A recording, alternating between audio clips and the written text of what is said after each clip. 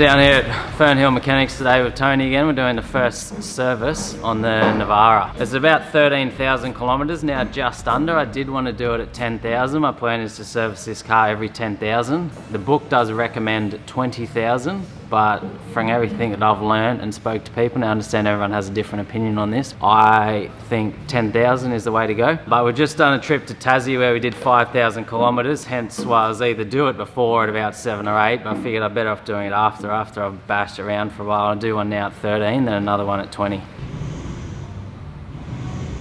that loose? Yeah. Yeah, so that was it. Unwound it. That was the first little thing I just had to check. When we were away in Tassie, I'm pretty sure it was on the Lake Cumberland track, which is nothing but rock smashing.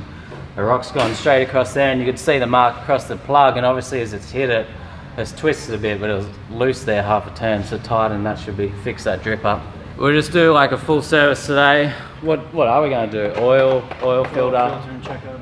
check, sort of do a full check over since I've smashed around the bush. I do have a catch can on this, a secondary fuel filter and a catch can. I haven't drained the catch can for about 7,000 or 8,000 kilometers, so we'll drain that and see how much oil's in it. I'd save it a fair bit. I think that's about 7,000 worth of oil. It's in there about 150 mil. Yeah, 150 mils in there. And that's normal, you say? For the way you're driving it. Yeah. You can see there, that was when I came down like a vertical bank into a river, and the front end just went straight into the river. That's where it's knocked out in a bit.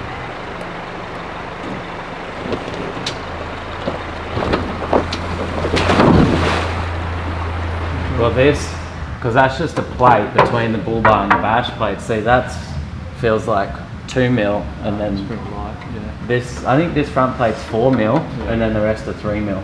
I started getting a little bit of a rattle in certain angles when I was driving. I did this on the Lake Cumberland track too. I sat the car on a big rock, and it's bent this one up, which is better than not smashing the transfer case, but it has bent it, and I think it's giving a little bit of a rattle there. It was better knocking that in than the transfer case. Oh yeah. So I think that's the rattle maybe. Yeah.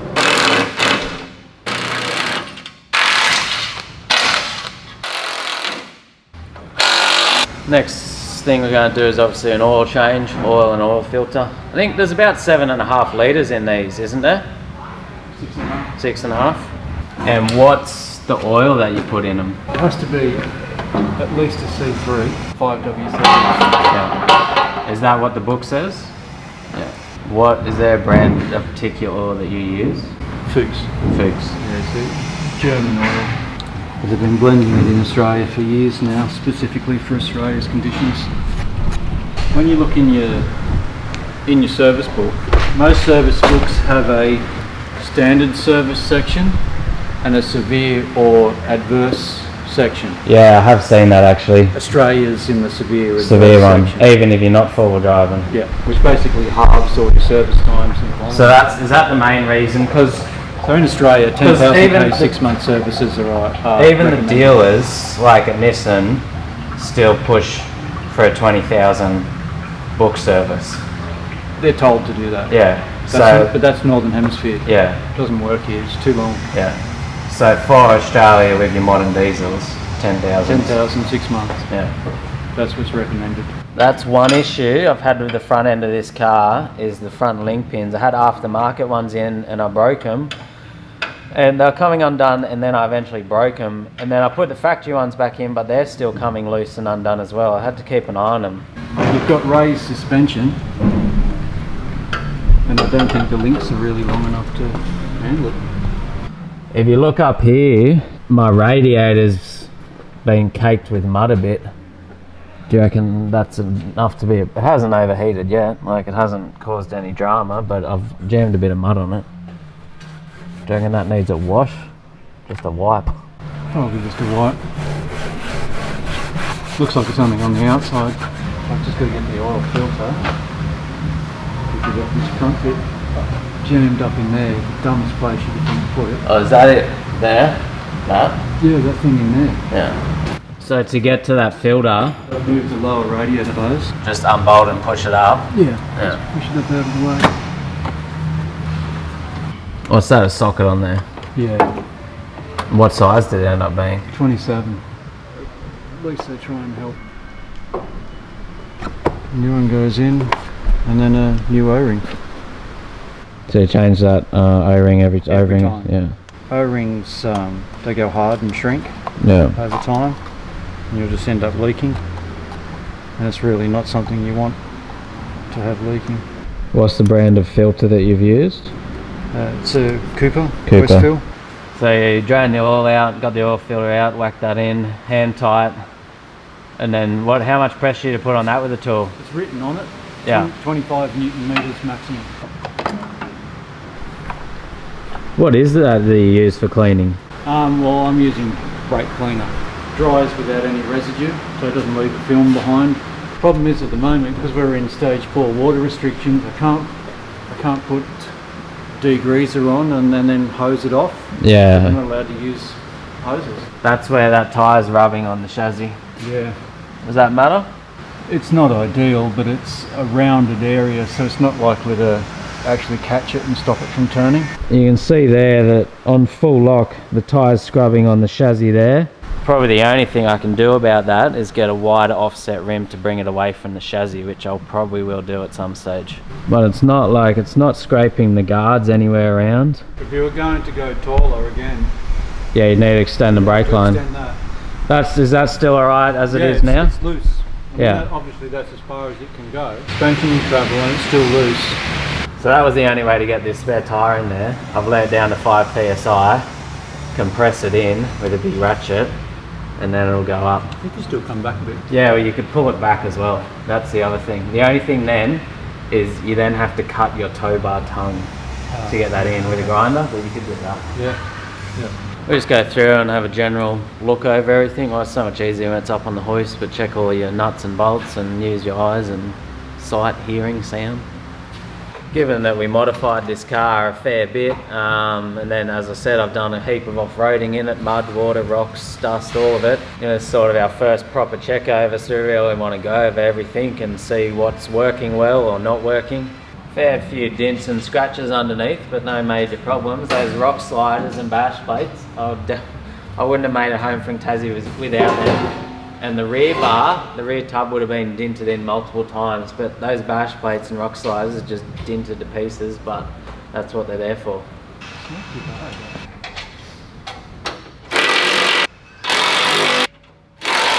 One thing I did notice is this fuel tank's been smashed in a fair bit, but it does have a plate there. I know on my old one that plate stood up to the challenge for like 3 years. I can either get a proper 3mm plate made up for that fuel tank, or I know like Ironman or a couple companies do like a steel long range fuel tank, so probably a couple options of that at the moment. Yeah.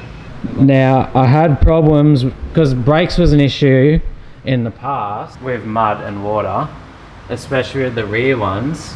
With these drum brakes, I was getting mud caught in them, and I had to get them cleaned out all the time, and I warped 2 sets of drums on the rears. So I had them machined once, and then I had to get them replaced the next time because I was wearing the pads and then warping the drums.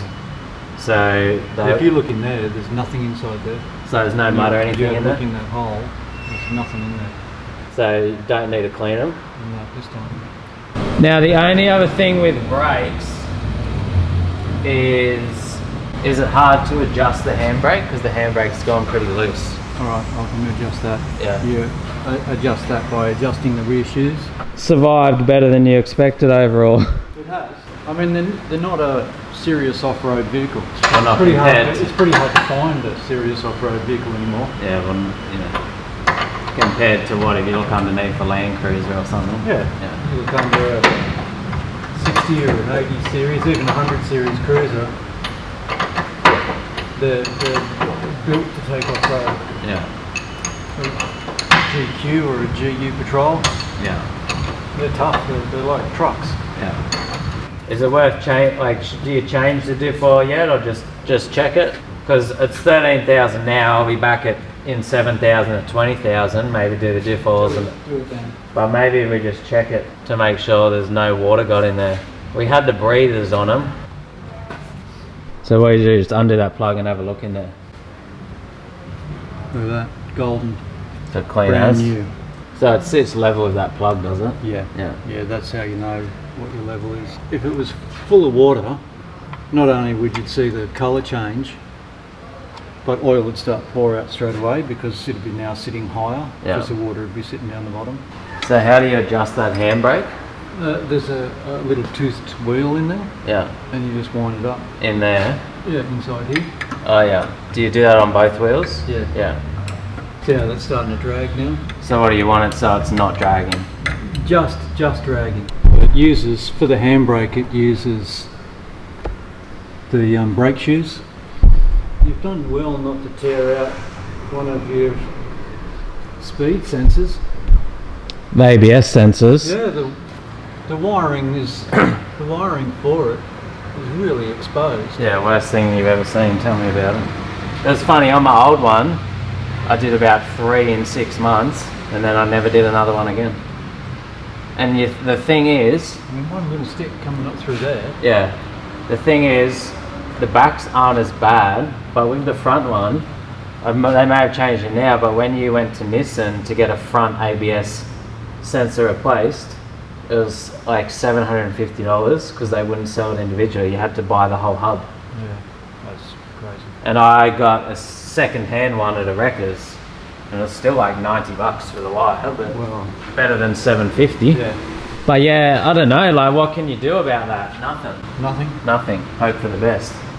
See, the thing is, if you lose one of those wires, you lose four-wheel drive. So if you're in four-wheel drive, it'll stay in it, but as soon as you disengage, you cannot re-engage four-wheel drive. Yeah, because it cuts out the whole ABS system. Yeah. The ABS system turns off. So just say you're in the middle of nowhere and you put it back into two-wheel drive and do a wire, you can't get into four-wheel drive if you all of a sudden need to go up hills or that to get out of there. Oh, so you got to pull that engine plastic thing off. You don't have to, but it makes it so much easier to get in here. Obviously just putting the oil back in now, in where it goes there, straight back into your sump, 6.5 litres. That's a good little light bar. Yeah, so it does, yeah, so you can do 1, 2 or 3. They swivel.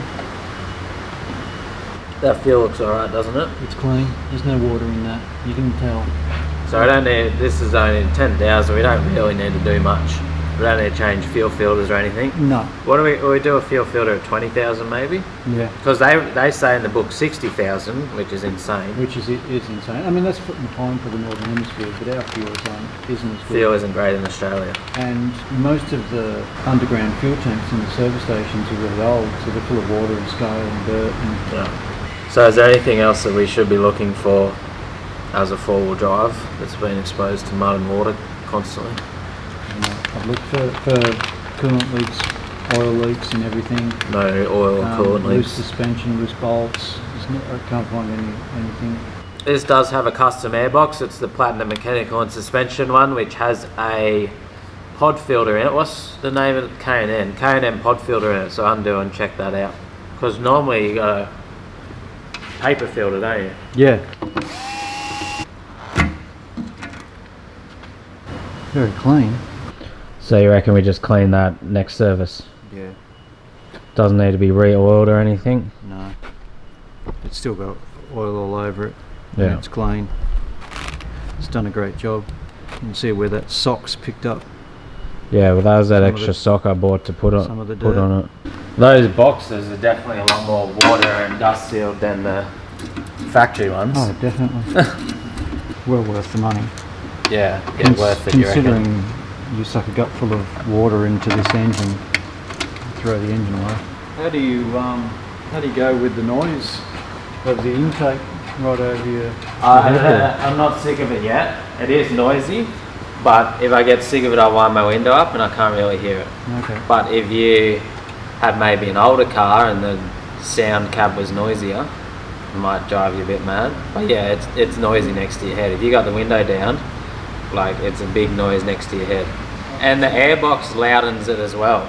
I think that's just about everything done. You know, we don't need to do anything too major. It's only a brand new car with 13,000 kilometers on it, but it definitely has had a lot of off-road use. But you know, you've done main thing is your oil and oil filter every 10,000, I reckon. But yeah, I've kind of checked over everything and looked over everything, and no major no major issues really. I'm gonna have to give this engine bay a clean out at some stage when I get home. It's pretty muddy because I did have muddy water up over the bonnet there a couple of times.